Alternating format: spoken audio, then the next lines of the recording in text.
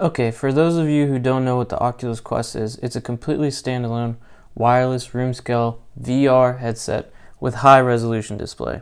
It requires no PC or external sensors like the Valve Index, for example. So obviously, freedom and flexibility is the main selling point here. Now, you might be asking yourself, what's the catch? And the catch is that you won't be getting the same graphics and frame rate as you would with a PC VR headset. But after playing the Oculus, it's really not that far behind, and for the flexibility you get, it's well worth the compromise. The Oculus is very easy to set up. It's probably the easiest setup out of all the VR products I know.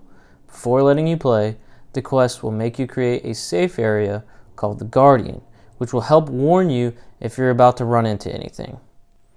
If you leave the Guardian, the 4 external cameras will automatically kick in, letting you see the world around you.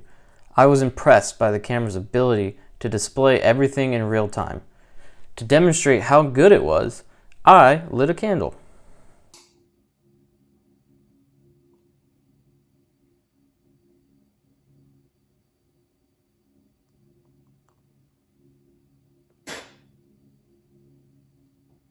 Now let's jump into its overall design, which is pretty straightforward and intuitive.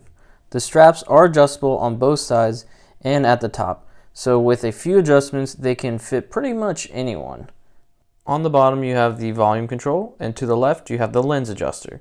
Sliding this right and left will adjust the width of the lens, kind of like this.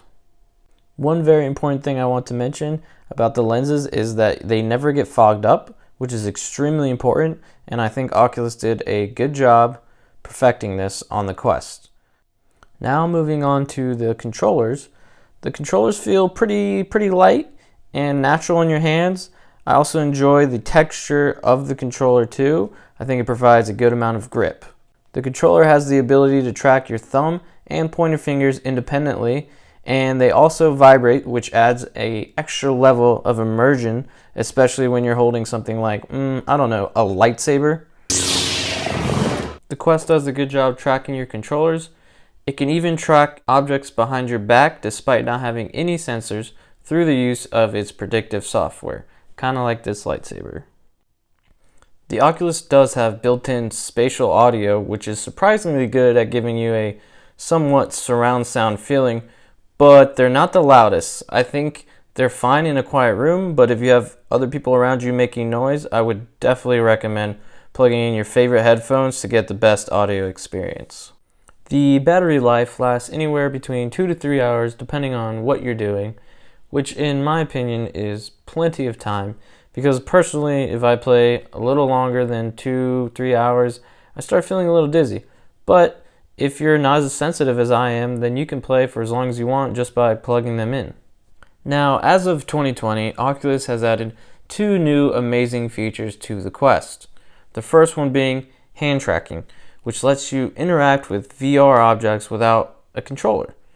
Now, while this is definitely a fun feature to use, it still needs some work. It's great for anything simple like watching a movie or a simple game, but the technology still isn't strong enough for more complex games. Now, the second feature added to the Oculus Quest is called Oculus Link, and it lets you connect your Quest to the PC, enabling you to play full PC-based VR games. This was a big thing for me because it gave me so much more content to explore, and it lets you dip your toes into PC-based VR games.